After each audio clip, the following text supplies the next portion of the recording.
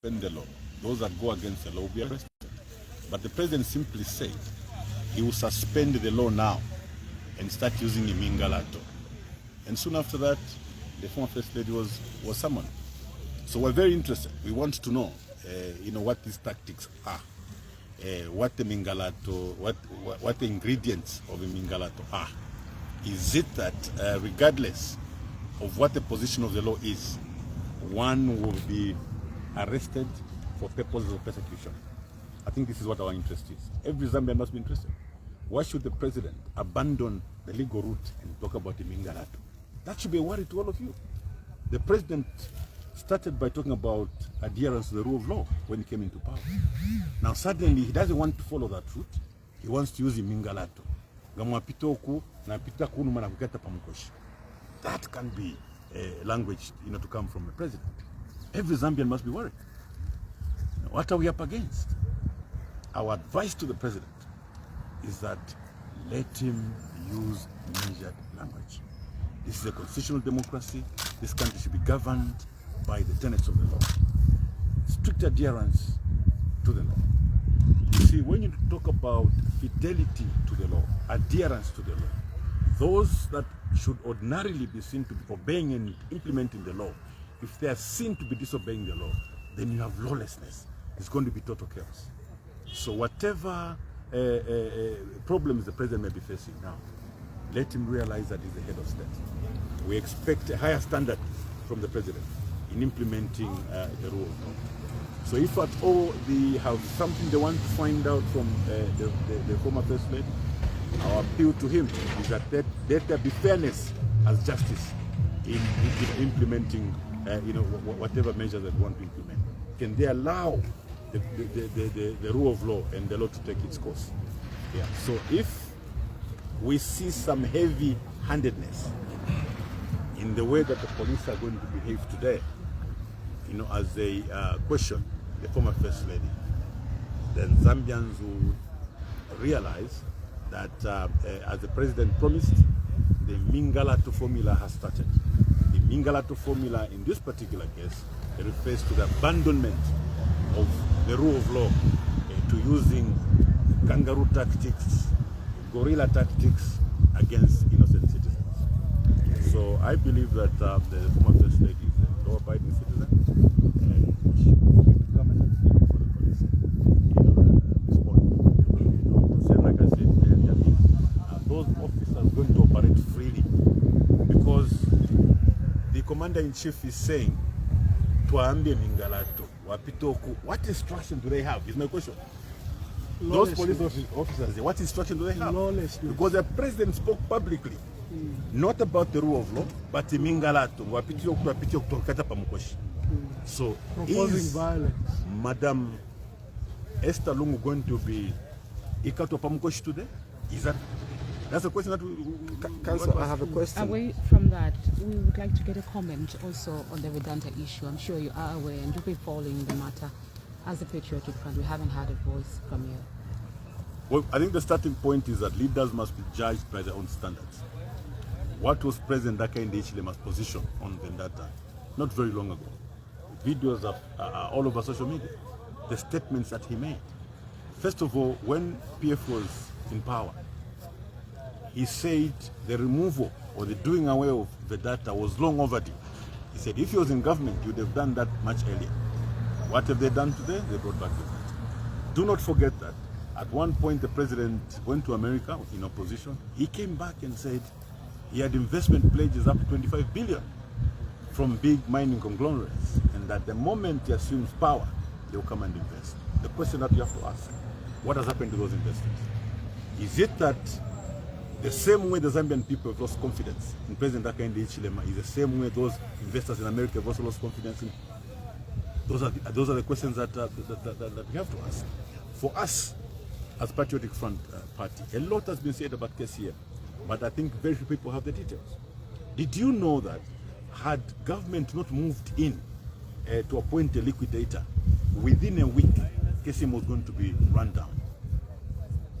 There were a lot of fifers waiting to be executed by many creditors. There was not even going to be a bought a nut at KCM had the decision been delayed for about a week. Okay, so government moved in swiftly to try and save the interests of other stakeholders around KCM. Now, if you look at the history that we have with Vedanta, for us, we're actually laughing. This is a gentleman who is well known. We know, reading from how he's operating in other jurisdictions, that as a company they're going through a lot of financial challenges. We don't expect any miracle to come out of Vedanta. Problems will start soon after he takes over that mine. So we sympathize with our brothers and sisters on the copper belt. Yeah, just to help leader of the opposition on this matter. Vedanta is a rogue investor. They bought a mine at $25 million, a mine that was worth $650 million. They have been declaring losses for 20 years. Like leader of the opposition has stated, what necessitated government's action? There is a technical audit that was done that their mining license should be suspended. They owed millions of dollars to utility companies, ZESCO, CEC, suppliers and contractors in excess of $300–400 million. They had a total debt against the mine assets of $1.5 billion. Why would you bring that back, such an investor who has a terrible record of 20 years pillaging and stealing and plundering your natural resources? Why should you give them a red carpet like they were given back yesterday, when in fact they should be prosecuted for evading taxes and for, like, there's a technical audit. You journalists can find it. It was done in 2014 and 2015, where government then based the subsequent decisions. This is a sad day for our people. They are using the opportunity and desperation of our people to then bring back this Vedanta. Vedanta owes millions in other jurisdictions. I think the total debt is $6.4 billion. They have a bond that is due $2 billion. And I don't understand, they're literally bankrupt. So they are coming to KCM because you've Konkola deep mine, which is worth $200 billion. They'll get that and go to a bank and then borrow that $2 billion and come and pay some of these bills. Why can't we allow ZCCMIH to do the same? ZCCMIH is a multi-billion-dollar company. It can walk to any bank in London, in Paris, or anywhere, and they can then resuscitate the mines. Why don't we have faith in our own mines?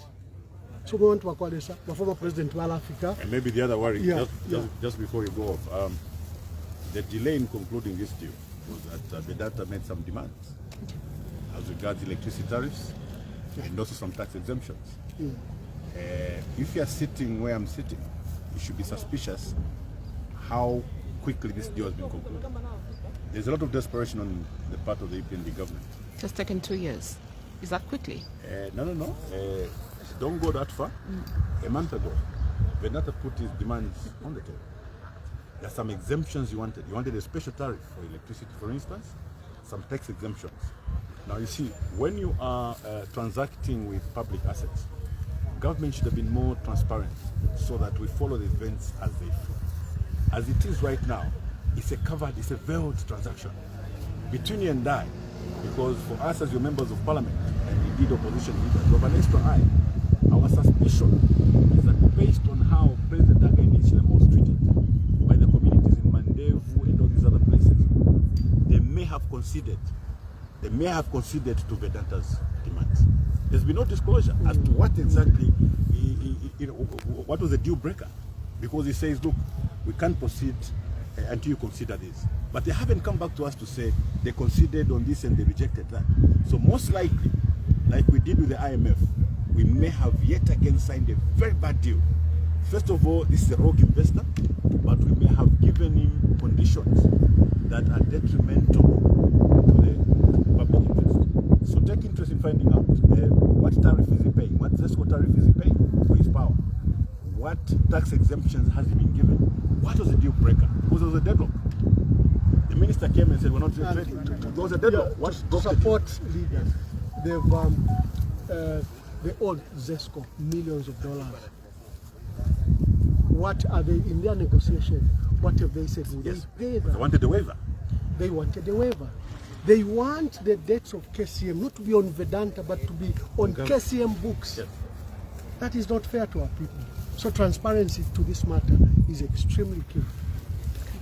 Thank you so I much. think you colleagues who have to join us will be receiving the former president and former first lady.